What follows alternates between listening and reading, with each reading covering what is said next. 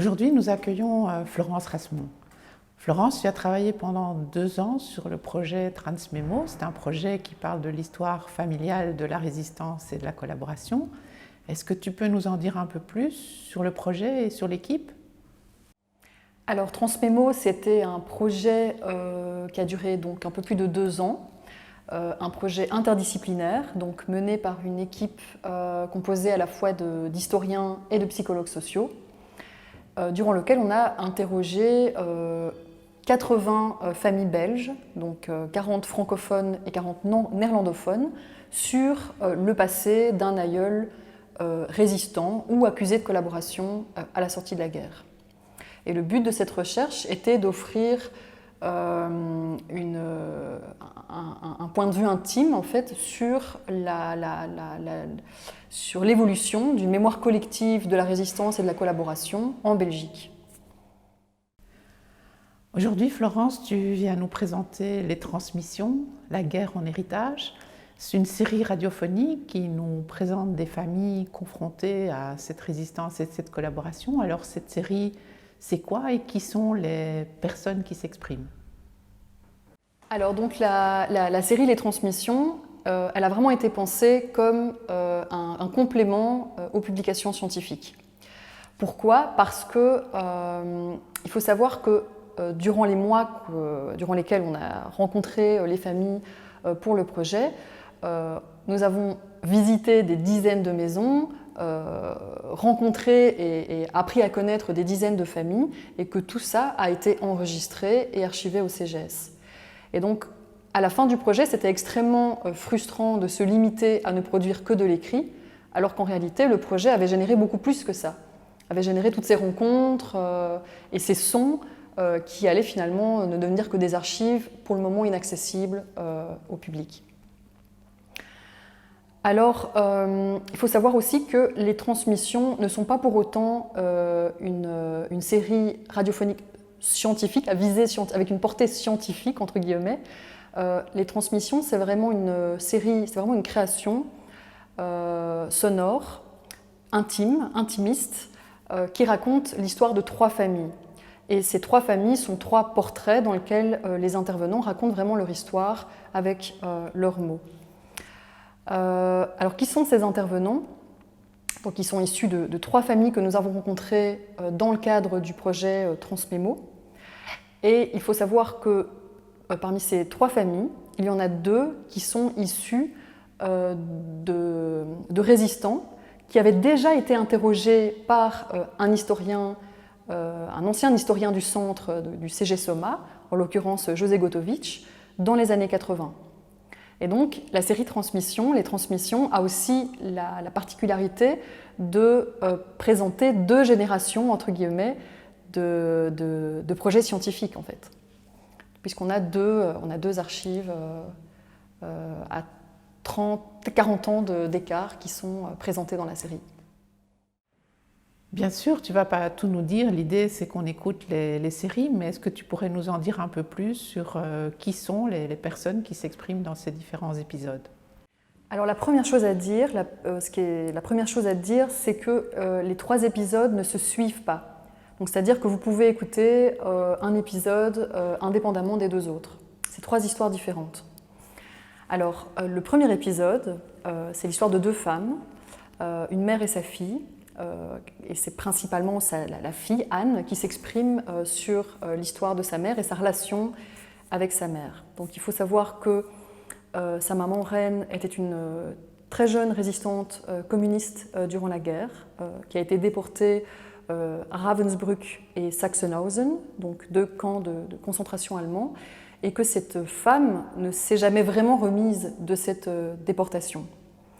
Et sa fille nous raconte voilà, cette relation très complexe à cette mère qu'à la fois elle admire et en même temps avec qui elle a une relation compliquée du fait des douleurs quotidiennes de sa mère. Alors je pense que c'est un épisode très intéressant parce qu'il nous raconte à la fois les transmissions conscientes et inconscientes qu'on porte en nous. Alors le deuxième épisode, qui s'appelle Le secret, c'est un épisode, c'est le plus intime des 3. une seule personne parle, et c'est un homme qui s'exprime de façon anonyme sur l'engagement de son père aux côtés des Allemands durant la guerre. Donc je vous laisse découvrir cet épisode qui est un épisode qui est, je pense, le plus dur des trois, et qui, je pense, a la force d'aller bien au-delà de l'histoire familiale, qui pose vraiment des questions sur comment s'inscrit la mémoire de la collaboration aujourd'hui en Belgique francophone. Alors le troisième épisode s'appelle Bompa.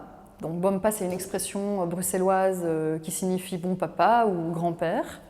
Et c'est un épisode qui raconte l'histoire d'un homme, aussi résistant communiste durant la guerre et déporté à Mauthausen, qui va, à son retour des camps, devenir véritablement le héros d'une famille qui va, à l'heure d'aujourd'hui, comprendre 3 générations.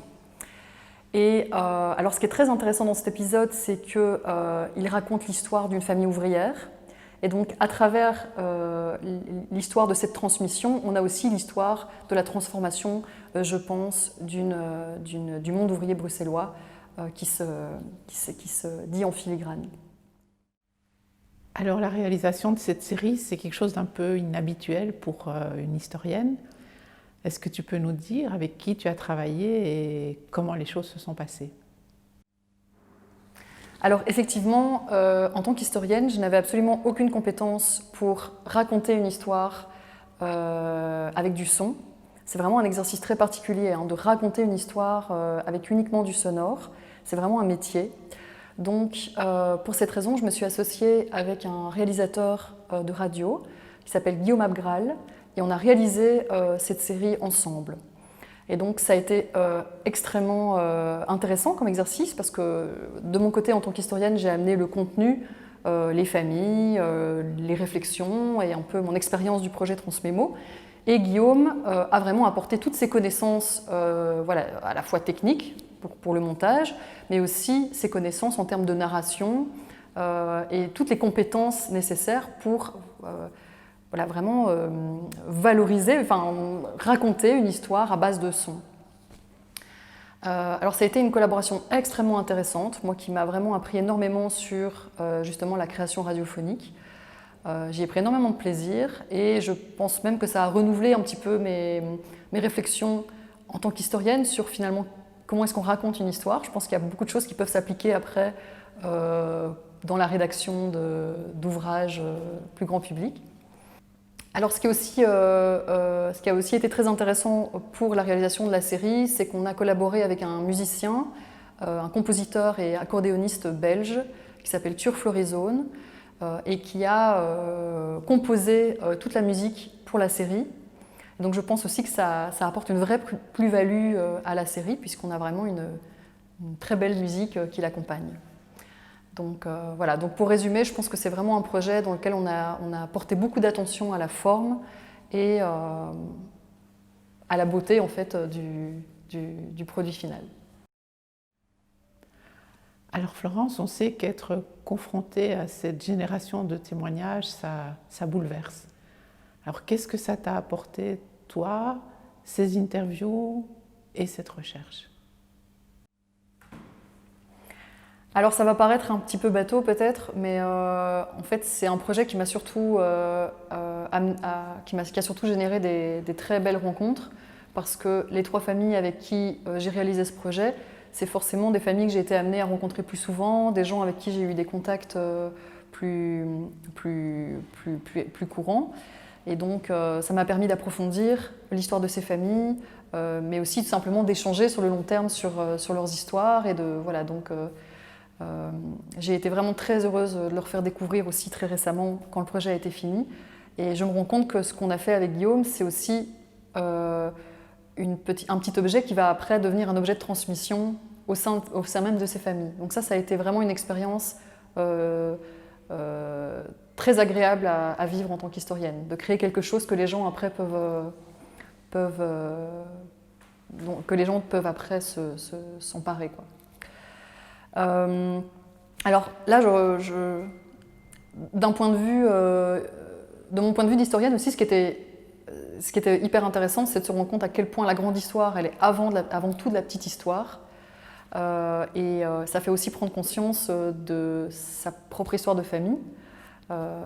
C'est vrai que dès que la recherche Transmémo a commencé et qu'elle a continué, enfin qu'elle a été ensuite prolongée avec ce projet radio, ben, j'ai réalisé aussi quelles étaient les parties de mon histoire familiale que je valorisais inconsciemment, quelles étaient celles que je connaissais moins, qu'est-ce qui me construisait en fait consciemment et inconsciemment.